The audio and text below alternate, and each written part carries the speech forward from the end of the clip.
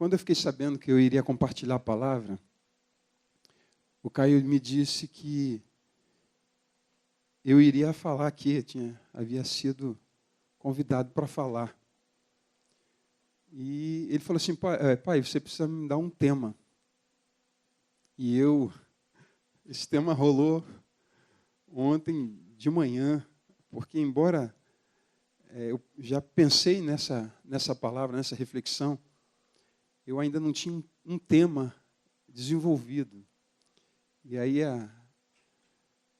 eu comecei a pensar, a meditar acerca disso, sobre esse tema. E tem tudo a ver com a história do Caio. Reconstrução gloriosa. Tem tudo a ver com a vida dele. E eu penso que, de alguma maneira, algumas pessoas estão vivendo semelhante assim à história do Caio, sem perspectiva, longe de Deus, e que precisa que Deus faça alguma coisa. Mas tem alguns caminhos que a gente pode e deve andar para que Deus possa restaurar a nossa vida, promover uma reconstrução, e essa reconstrução seja plenamente gloriosa. E eu quero, junto com vocês, ler um texto que está no livro de Ageu, capítulo 2. Então, por favor, Ageu, capítulo 2, começando no versículo 1. E depois que você abrir, você permaneça com a tua Bíblia aberta aí, que a gente, em algum momento, vai voltar, vai retornar a esse texto. Diz assim: Então, em 17 de outubro desse mesmo ano, o Senhor transmitiu outra mensagem por meio do profeta Ageu. Diga ao governador de Judá, Zorobabel, filho de Sealtiel, e ao sumo sacerdote Josué, filho de Jeozadaque, e ao remanescente do povo: algum de vocês se lembra desse templo em sua antiga glória? Como ele lhe parece agora, em comparação com o anterior? Deve parecer insignificante, mas assim diz o Senhor: seja forte, Zorobabel, seja forte, sumo sacerdote Josué, filho de Jeozadaque. Sejam fortes todos vocês que restam na terra, mãos à obra, pois eu estou com vocês, diz o Senhor dos Exércitos. Meu espírito habita em seu meio, como prometi quando vocês saíram do Egito. Portanto, não tenham medo, pois assim diz o Senhor dos Exércitos: em pouco tempo sacudirei novamente os céus e a terra, os mares e a terra seca. Sacudirei todas as nações, e os tesouros das nações virão para este templo.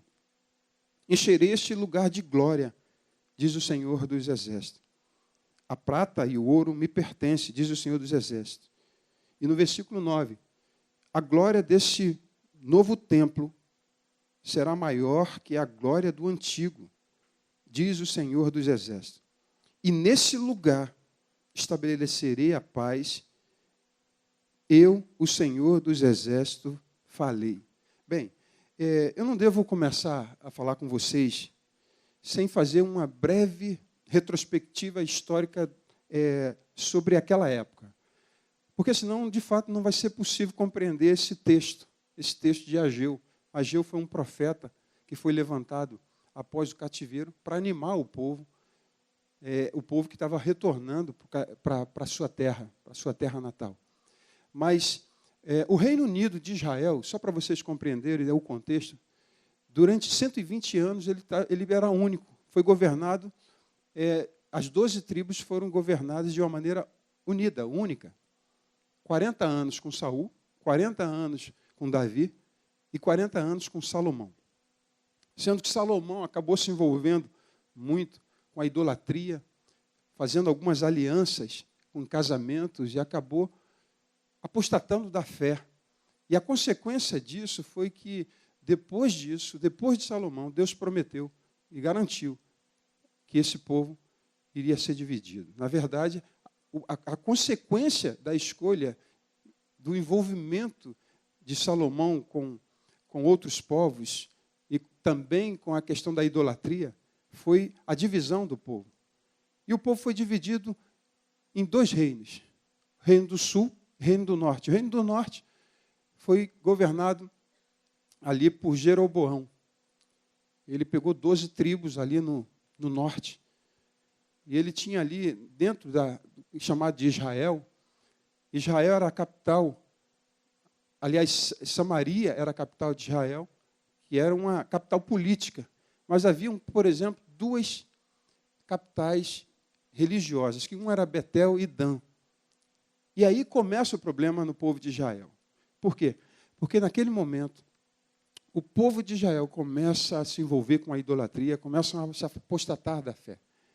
Nessas duas capitais, Jeroboão, ele faz 2 bezerros de ouro e coloca um em Betel e o outro em Dan, impedindo para que o povo fosse até Jerusalém, que aí era o reino do sul, para adorar o Senhor, com medo de perder o seu governo. E aí, consequentemente, a idolatria começou a ser uma prática muito aceitável com o povo de Israel. Por outro lado, ali na região, no lado sul, Roboão, filho de Salomão, era o governador. E ele, ali onde o templo de Jerusalém estava estabelecido, e nesse momento ali, depois de um bom tempo, eles também começam a apostatar da fé. 722 anos antes de Cristo, 200 anos depois da construção do templo, acontece que o Império Assírio invade Israel, domina, destrói a cidade e começa a deportar algumas pessoas, trazendo outros povos para Jerusalém, ali para Samaria, e há uma mistura, uma miscigenação. O povo se torna híbrido. Há também um sincretismo religioso, uma confusão generalizada. Então, dá origem ao povo de Samaria. E o que acontece naquele momento? O povo do Reino do Norte é destruído. Acaba ali. Mas por que isso? Porque, aos poucos, eles foram deixando com que a idolatria, os envolvimentos da vida, daquilo que eles almejavam, entrar na vida deles. E não foi diferente do Sul. Porque também, ali, aproximadamente ali em 589 a.C., surge um novo império, a Babilônia. E aí ele invade o Sul dessa vez, que o povo também já estava se distanciando de Deus, já estava promovendo a questão da idolatria, apostatando da fé. E aí entra outro processo. Por quê? Porque a Babilônia invade e começa a deportar o povo lá para a Babilônia. A política de uma era misturar os povos, mas da Babilônia já não era misturar os povos. Ele pegava os jovens, os mais inteligentes, os mais sadios, aqueles que eram da corte, e deportava para a Babilônia a fim de que eles servissem ao rei da Babilônia. E isso aconteceu. O povo de Judá entra também no cativeiro. Entra no cativeiro e aí só iria sair dali aquilo que o Senhor prometeu depois de 70 anos. Completados 70 anos, chegou o momento de retornar. E aí o povo começa a retornar, por quê? Porque agora entra um novo império. Agora os medos persas entram, e aí o rei, sabendo de que havia uma promessa de que depois de 70 anos o povo deveria voltar para a terra, ele então começa o processo de retorno, de repatriar a nação de Israel para a sua cidade natal, Jerusalém. E aí o ponto que eu quero, e aqui entra a nossa história, no sentido de quê? Porque a cidade de Jerusalém, quando foi invadida por Nabucodonosor, ela foi completamente destruída. Ela ficou em ruínas, incendiaram tudo, todo o ouro, toda a prata, todo o bronze, todo o valor que existia naquele lugar foi destruído completamente, foi sucateado, foi roubado. Mas eu quero que você preste atenção no seguinte: o que aconteceu ali é que o templo de Jerusalém que foi destruído era a casa de Deus, era a habitação de Deus, era onde acontecia as reuniões públicas, por assim dizer, os cultos, as ofertas eram oferecidas. Tudo o que acontecia em relação à adoração acontecia no templo de Jerusalém. E agora estavam em ruínas, completamente destruídos. roubados, sucateados. E agora o povo volta para a terra natal, repatriados, para a reconstrução do templo. E o problema todo é que quando eles batem os olhos no templo, onde eles tinham que lançar os alicerces, eles ficaram assustados e apavorados. Por quê? Porque quando eles lançaram o alicerce, alguns mais velhos, bem mais velhos, que conseguiram ver o templo, a glória do primeiro templo, ficaram apavorados. Porque lembraram do passado. Porque o que isso tem a ver com a nossa vida, com a minha vida, com a vida do Caio, com a tua vida, por exemplo? É que quando nós nascemos de novo, e hoje a habitação de Deus não é mais um templo feito por mãos humanas. A Bíblia diz que quando você nasce de novo, Ele passa a habitar em nós. A grande questão é que, se naquela época, o lugar onde Deus se manifestava era no templo, era onde Ele morava, e estava sendo totalmente destruído, porque algumas pessoas, na verdade, a maioria foram levados para o cativeiro. Quem ficou ali eram apenas os velhos, aqueles pobres permaneceram lá, onde Ele estabelecia um rei, e ficaram ali em Jerusalém. Os demais foram levados para a Babilônia, foram escravizados, eles foram para o cativeiro. O que isso tem a ver comigo e contigo? É que muitas pessoas, e eu fiquei lembrando de fato da história do Caio, é que teve muitas experiências. Eu lembrei de muitas fases do Caio, onde Deus usava o Caio assim de uma maneira muito tremenda. Eu não, e isso de fato foi notório naquela época, não havia nenhuma mãe, por exemplo, isso é bem nítido para mim, que não gostaria que o Caio, naquela ocasião, tivesse os seus filhos pastoreados. E eles pediam. Caio tinha um grupo grande. E a fase espiritual dele era uma bênção. Cresceu, foi criado no temor do Senhor, aprendeu.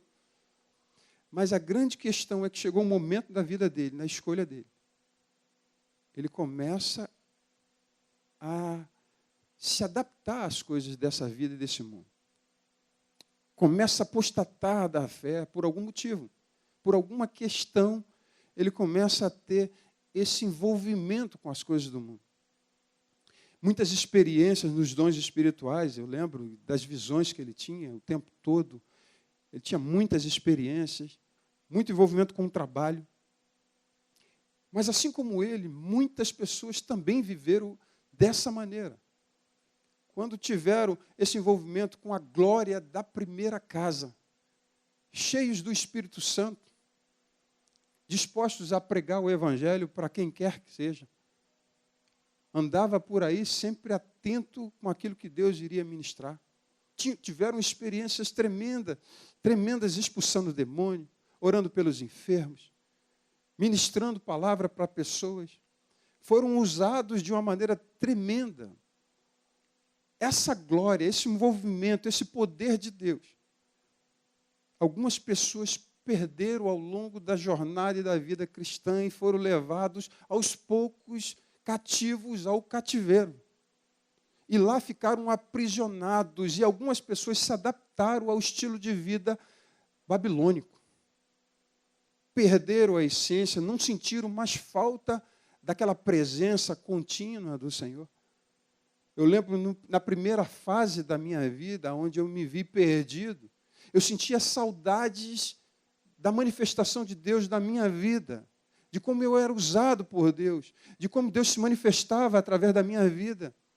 Mas eu envolvido com tanta coisa desse mundo, com tanto pecado, com tanto apego às coisas, eu apenas vivia no saudosismo. E estava debaixo de alguns cativeiros que eu não conseguia sair. E algumas pessoas, no meu caso, eu ainda sentia saudade, mas existem pessoas que estão tão adaptadas ao cativeiro, que se meteram, que se entranharam, que nem sequer lembram e se sente saudade da manifestação de Deus na vida lá no passado.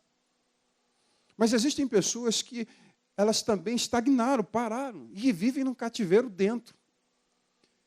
que por mais que queiram, não conseguem se mobilizar, não conseguem reagir, não conseguem sair do estado de mornidão espiritual. E parece que não, embora não estão no mundo aprontando lá fora, mas estão dentro, cativas, aprisionados, e entendem, algumas pararam por algum motivo e não conseguem enxergar que pode ser usado novamente por Deus. Eu lembro aqui, a gente leu o texto, quando ele fala que minha prata, meu é o ouro. Deus falou isso para o povo de Israel. Por quê? Porque naquela época eles achavam, pelo fato de terem olhado a glória do primeiro templo, com toda a mobília, com todo o dinheiro, todo o recurso, toda a prata e todo o ouro, e achavam que o poder e a glória estavam naquilo.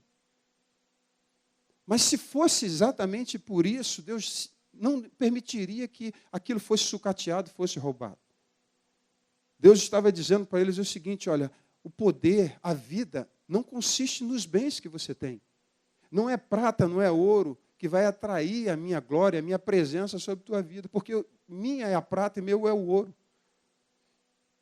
Eles também se sustentavam na questão do templo judeu, porque eles entendiam que se o templo tivesse de pé, geraria medo aos inimigos, eles não iriam avançar e invadir, uma vez que Deus governava e morava naquele templo. Uma vez que o templo foi destruído, eles acharam que a glória de Deus e a manifestação e a proteção de Deus teria ido embora junto com isso. O que Deus estava promovendo e mostrando para eles que não representa nada disso. Não era um templo, não era prata ou ouro, mas era a presença dele que fazia toda a diferença. E ele faz questão de mostrar o seguinte: vocês não lembram que eu prometi que meu Espírito andaria com vocês? Isso lá no deserto, eu já falei isso com vocês. Que o que faz a diferença não está ligado a essas questões.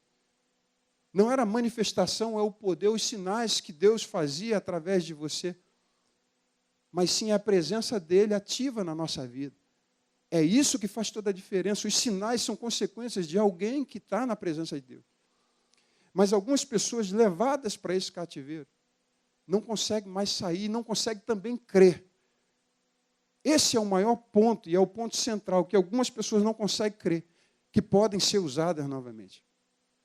E a Bíblia narra aqui, em Ageu capítulo 2, versículo 9, quando ele fala assim: a glória da segunda casa será maior do que a primeira. Isso, na cabeça dos jovens, eles até compreendiam, porque eles não haviam visto o primeiro templo, eles não viram a glória do primeiro templo, eles não viram a formosura, não viram o luxo, aquilo que era esplendoroso, a luxúria, tudo aquilo ali, aquela formosura do templo, eles não viram. Então, consequentemente, eles não tinham um parâmetro. Quando lançaram os fundamentos do templo, para eles foi maravilhoso, e a Bíblia diz que eles festejaram. Mas, por outro lado, havia um grupo de idosos, que viram a glória da primeira casa. E quando eles viram os alicerces sendo lançados, em um templo que era metade do primeiro templo, em que, apesar de terem colocado mais ou menos ali o ouro e a prata novamente, não se comparava com aquilo que Salomão havia construído. E aí gera o quê? Incredulidade. Como eu posso acreditar que a glória da segunda casa vai ser maior do que a primeira, se o que a gente está vendo aqui é muito menor? Nós não temos, de fato, a habilidade dos artesãos lá atrás. Não tínhamos os recursos, porque somos um povo escravizado, voltando. E por eles não crerem, começaram a ter as dificuldades na fé. Ageu foi um profeta levantado por Deus para abrir a sua voz, abrir a sua boca, escrever e dizer o seguinte: vocês podem. É possível. A questão é que o restabelecimento de uma vida cristã precisa estar na base correta e não naquilo que a gente acha que é o certo. Eles olharam para trás e ficaram com um saudosismo. E o que eu quero dizer é o seguinte, que as experiências do passado não significa que elas se perderam, que elas não foram relevantes. Elas são importantes. Ela tem o seu lugar na vida de cada um de nós.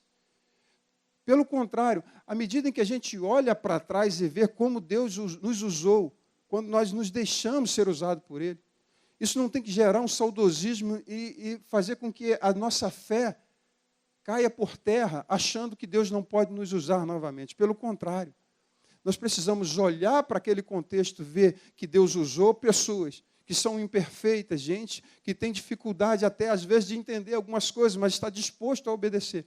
E que é possível crer.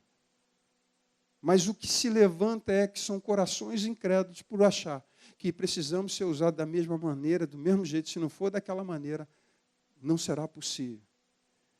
Muitas pessoas também estão acorrentadas pela culpa. Caio, quando começou o processo de restauração, a primeira coisa que ele diz assim, eu falei para ele assim, cara, Deus vai restaurar. Ele falou assim, pai, eu não sei, eu não consigo acreditar. Eu não consigo acreditar quando eu contar e abrir o meu coração para minha esposa e falar tudo o que eu fiz, se haverá maneira de eu ser restaurado. Eu não consigo acreditar.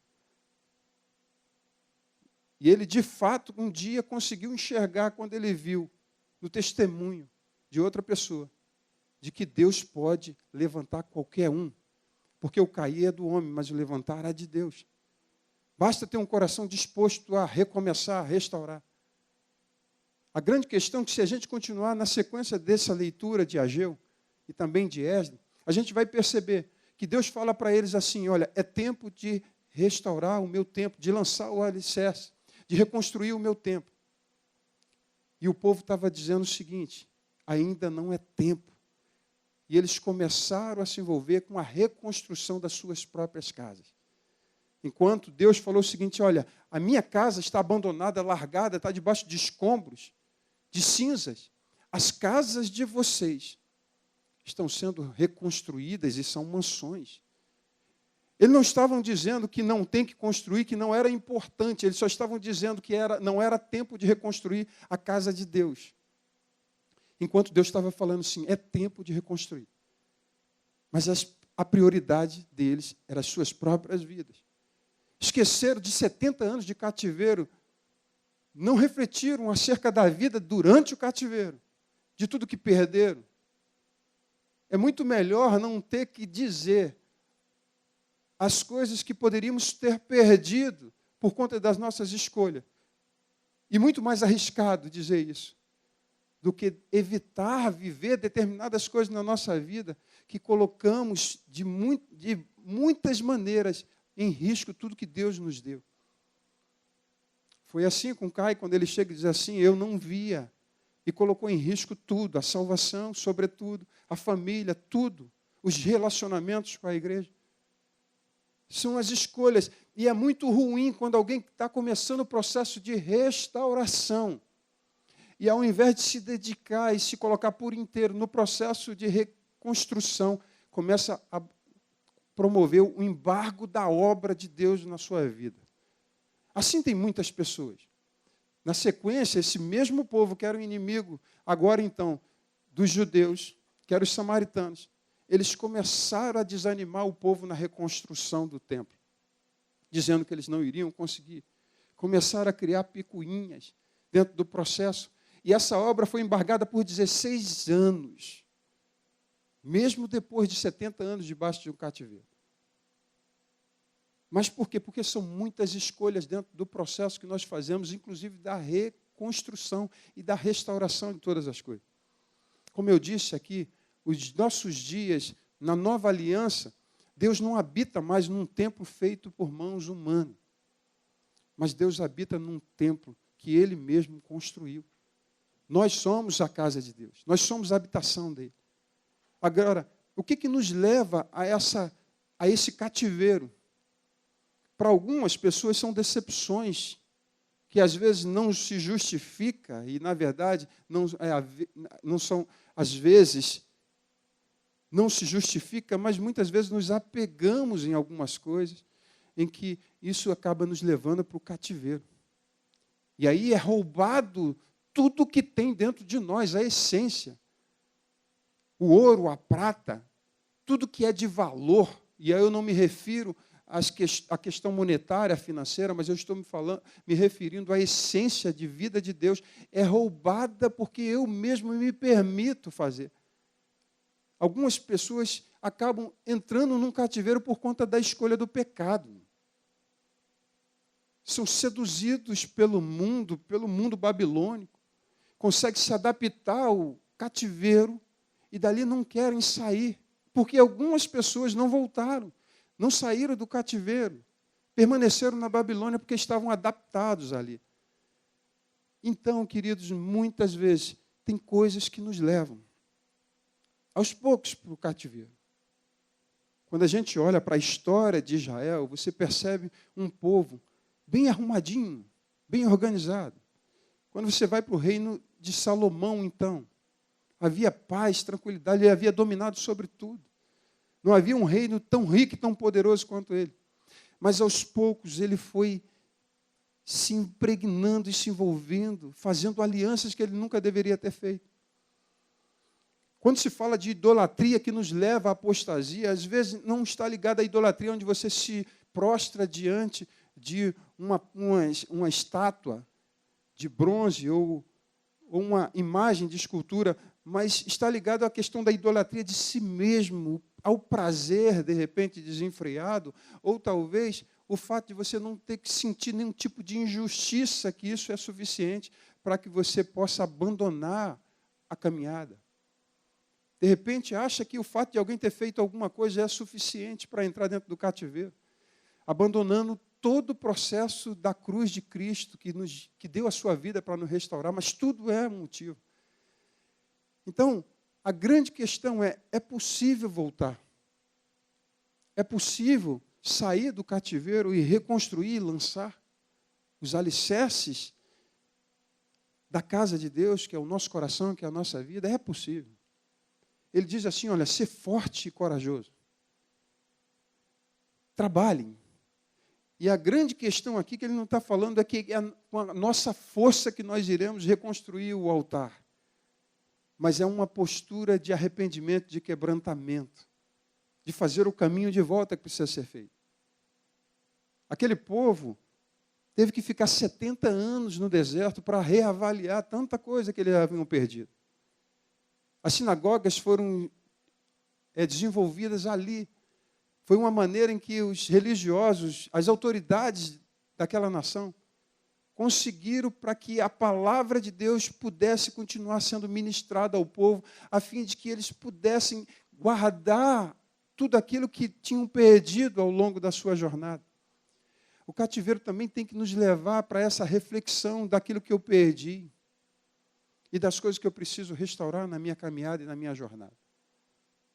E quando ele começa a voltar, o povo começa a retomar a sua caminhada. A primeira coisa que eles dizem é o seguinte: a primeira coisa que vocês precisam fazer é reconstruir, restaurar o altar. É aqui que começa a nossa destruição. Porque se ele diz que nós precisamos lançar os alicerces do templo, nós precisamos restaurar primeiro o altar, que foi abandonado. Porque nós, de fato, ninguém cai envolvido pelas coisas dessa vida se o seu altar estiver de pé. E as pessoas, e a maioria de nós, quando começa a olhar para dentro, deixando o lugar secreto, a essência, o altar de Deus, a obediência à voz do Espírito Santo, devagar, de uma maneira muito sutil, nós começamos a nos envolver e abandonar e mergulhar na apostasia. As coisas já não nos satisfazem mais. Muitos começam a reclamar de tudo, reclama do pastor, reclama da palavra, reclama dos músicos. Nada mais satisfaz. Nós estamos agora num processo assim muito complicado, que é essa questão da pandemia, já dura mais de 1 ano, já vamos para 2 anos. Algumas pessoas se adaptaram perfeitamente a viver longe do relacionamento. Acostumaram a viver longe de Deus. Alguns mergulharam em densas trevas. Alguns estão sendo experimentados. E a habitação de Deus, ela começa a ser contaminada, destruída, sucateada. E alguns não percebem isso. E alguns não creem que é possível a restauração. Mas Deus, ele fala e ele nos garante que é possível todo o recomeço. Quando ele diz assim que a glória da segunda casa será maior do que a primeira.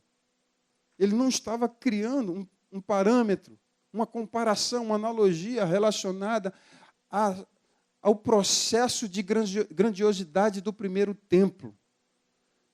O que ele estava dizendo é o seguinte, era acerca da presença dele na vida daqueles que querem reconstruir a segunda casa, um novo templo, um recomeço.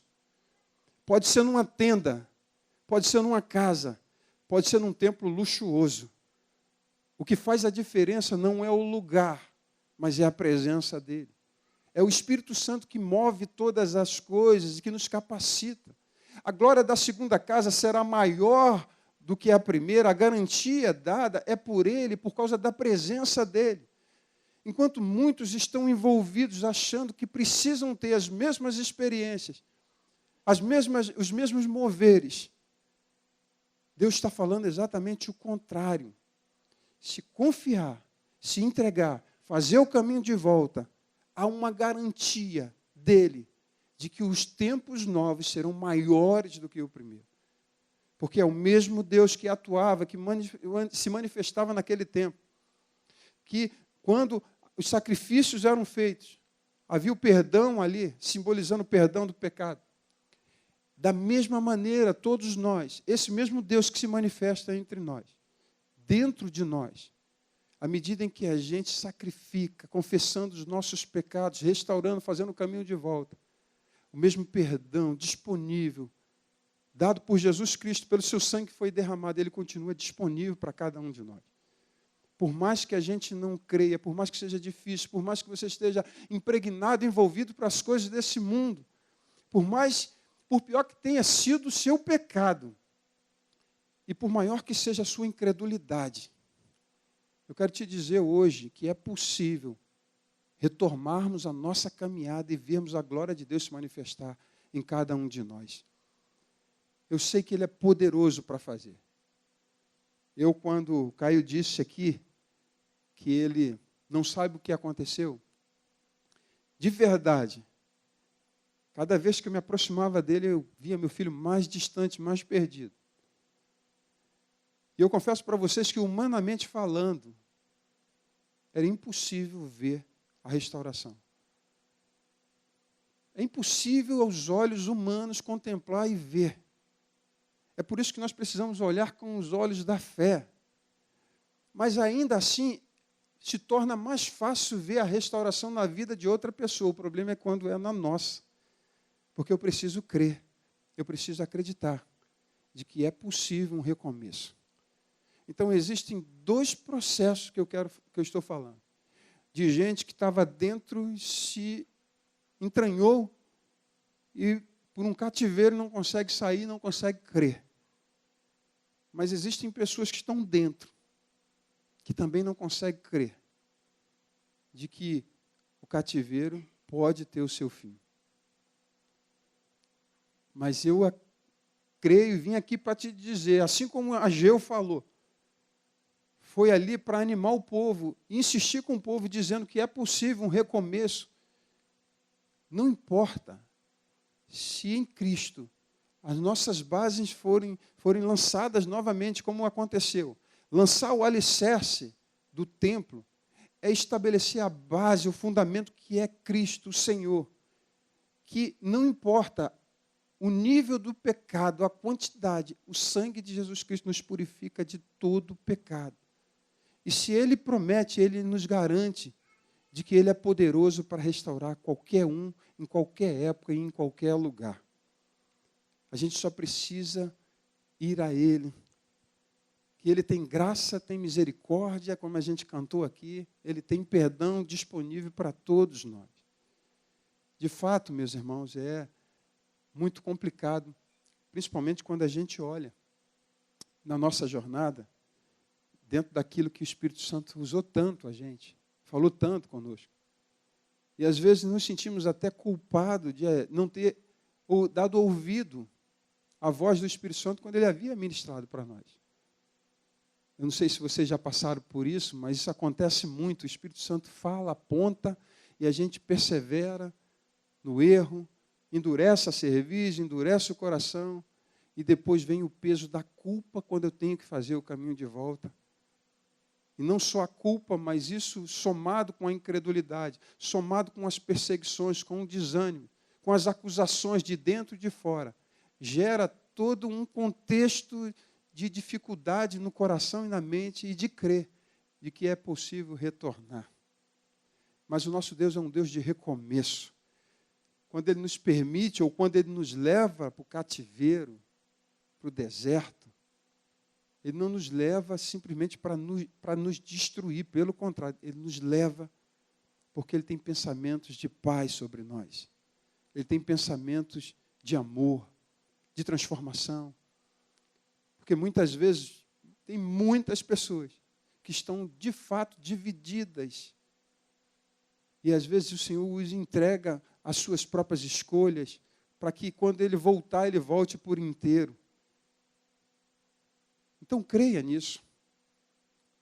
Você que está dentro e acha que não pode ser ainda um instrumento de Deus, não pode ser, quando você olha para trás, e não pode ser aquela mesma pessoa. Eu digo para você que, de fato, você pode não ser a mesma pessoa, mas pode ser um instrumento muito melhor nas mãos de Deus e para a glória dele.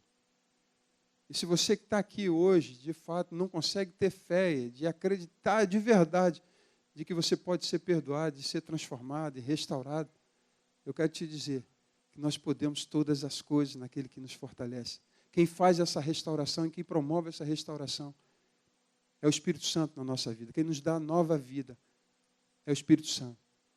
Porque sem Ele, nada nós podemos fazer. Mas com Ele, nós podemos, de verdade, podemos recomeçar. Podemos ter a nossa vida cheia de esperança. Entender que esse novo momento que o Senhor está nos proporcionando pode ser muito melhor. É onde a gente pode declarar, em nome de Jesus, que a glória da segunda casa será maior do que a primeira. Amém, meus irmãos? Você pode ficar de pé, no nome de Jesus. Quem entendeu? Quem entendeu a mensagem do Júnior? A observação que ele fez acerca do caminho do Caio, é uma observação acerca do nosso caminho, da nossa vida. Toda restauração, toda obra de restauração, ou todo aquele que quer caminhar no caminho da restauração da sua vida, vai se deparar com isso, com a falta de fé, com as interrupções, com aqueles que querem, na verdade, impedir o teu caminho, e também na nossa observação, na nossa visão de que nunca vamos ser como era antigamente. Quando nós olhamos para trás, né, Salomão fala isso, que não é sábio dizer que os dias passados foram melhores do que o de hoje. Acredito eu que Salomão disse isso porque o Senhor nos promete que a glória da segunda casa vai ser maior do que a primeira. Porque o que Deus que fez as primeiras coisas, Ele é poderoso para fazer muito mais nas nossas vidas. Amém? É uma alegria participar desse momento, de ver o Ravi, mas a nossa maior alegria é de ver o Caio no caminho de volta. Amém? E acredito que esse dia não foi um dia por acaso. Você não está aqui por acaso. Você está aqui porque existe um Deus que está falando contigo também. Falando que é possível restaurar todas as coisas. É possível que a sua vida seja frutífera e tenha um impacto muito maior do que você já viu até ao momento de hoje. O Senhor está falando nesse dia para você que esse peso da culpa que está sobre os teus ombros, ele pode sair hoje, em nome de Jesus. Porque a todo aquele que se arrepende, que se quebra, que se derrama diante do Senhor, Ele não só nos liberta, não só nos perdoa, como Ele nos dá sempre uma nova chance, uma oportunidade de irmos mais além. Amém? Eu quero orar, vou orar, mas quero orar também por você. Também por você, que está ouvindo essa palavra hoje para crer que a glória da segunda casa vai ser maior do que a primeira. Amém? Se você está aqui hoje ouvindo o Senhor falar, talvez Deus te trouxe aqui hoje só por conta disso, para você ouvir essa explanação e essa pregação do Júnior e te mostrar um exemplo na vida do Caio, seja para te confrontar e falar que a tua vida tem solução, que os teus erros são perdoados e que o Senhor tem, sim, tem uma nova proposta para a tua vida, com muito mais poderosa do que a primeira, embora quando você olhe para a construção, seja uma construção pequena hoje, mas não importa o processo, o que importa é aquele que está no meio do processo, o Senhor, que pode fazer todas as coisas na tua vida. Amém? Eu quero orar por você também, se você está aqui hoje, essa palavra tocou no teu coração e você quer se apresentar diante do Senhor, eu quero que você rompa aí essa faixa de Gaza que está aí do teu lado, rompa a tua incredulidade, rompa a tua falta de fé. Você vem aqui porque nós queremos orar por você. Hoje é o dia da restauração da tua vida. Hoje é o dia que o Senhor escolheu para falar contigo. Mas hoje é o dia que Ele também vai derramar da glória dEle sobre você. Porque poderoso é o Senhor. Ele nos chamou para sermos totalmente restaurados. Ele nos chama para provar que a suficiência está nele, não em nós. Ele nos dá um alerta e fala conosco para sempre nos falar que o que nós dependemos e precisamos é dele, não da nossa força. Hoje é o dia das tuas forças diminuírem, serem aniquiladas diante do poder de Deus. Hoje é o dia que você pode falar: Senhor, eu preciso que a tua glória se derrame sobre a minha vida. Amém? Eu quero pedir que você, que tem fé para isso, possa orar por cada um irmão que veio aqui na frente, porque hoje é um dia de restauração. O tema que o Júnior Paulino colocou aqui é uma restauração gloriosa. E vai ser assim hoje na tua vida, gloriosa, porque glorioso é o Senhor que te chamou, poderoso é o Senhor que fala contigo, poderoso é aquele que não desiste de nós. Ele é um Deus que faz todas as coisas novas. Eis que faço nova todas as coisas. Oh, Jesus.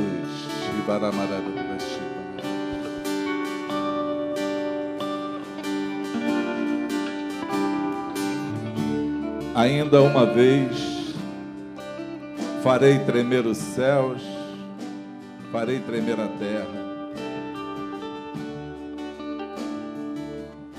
O Redentor, o Salvador dessa nação é aquele que te chamou. E ainda uma vez Ele vai movimentar a tua vida. Ainda uma vez Ele vai fazer tremer os teus inimigos diante de ti. Mas Ele vai chamar hoje o teu coração ao temor do Senhor. Que o temor do Senhor seja restaurado sobre a tua vida hoje, em nome de Jesus. Que a glória do Senhor venha sobre a tua vida nesse exato momento. Que essa força que te trouxe até aqui na frente, esse poder que fez com que você andasse em direção ao Senhor, ele não se compara ao poder que vem sobre a tua vida para te levantar, para te fazer andar, para te levar ao triunfo, para restaurar todas as coisas na tua vida. Esse poder chamado Jesus é aquele que te envolve, é aquele que te chama pelo nome, é aquele que te dá uma nova chance, uma nova oportunidade. Quebra o retrovisor da tua vida. Olhe para frente, olhando firmemente para Jesus, o autor e consumador da fé. Porque nada saiu do controle dele. Pode ter saído do nosso controle, do dele não. O controle do Senhor está sobre todas as coisas. Seja renovado seja restaurada, em nome de Jesus. Seja revivificada a tua força. Haja um reavivamento em teu coração, para que você saia daqui hoje, em nome do Senhor Jesus, triunfante, dando passos práticos, dando os passos retos diante do Senhor. Seja assim contigo que está em casa, nos ouvindo. Que essa palavra, que essa unção, que essa graça, ela alcance você, aonde você está agora. Que essa força poderosa do Senhor, essa que enche o templo de glória, essa que faz com que a fumaça se expanda dentro do lugar e a glória do Senhor se manifeste, seja sobre a tua vida nessa hora, seja sobre a tua casa nessa hora, seja sobre o teu chamado, seja sobre tudo aquilo que o Senhor já falou contigo, e aquele que prometeu é poderoso para cumprir. Ele cumprirá cada palavra dele, liberada sobre a tua vida, em nome do Senhor Jesus. Receba a graça, receba agora do Senhor poder para permanecer em pé, em nome de Jesus, para a glória do teu nome, Senhor.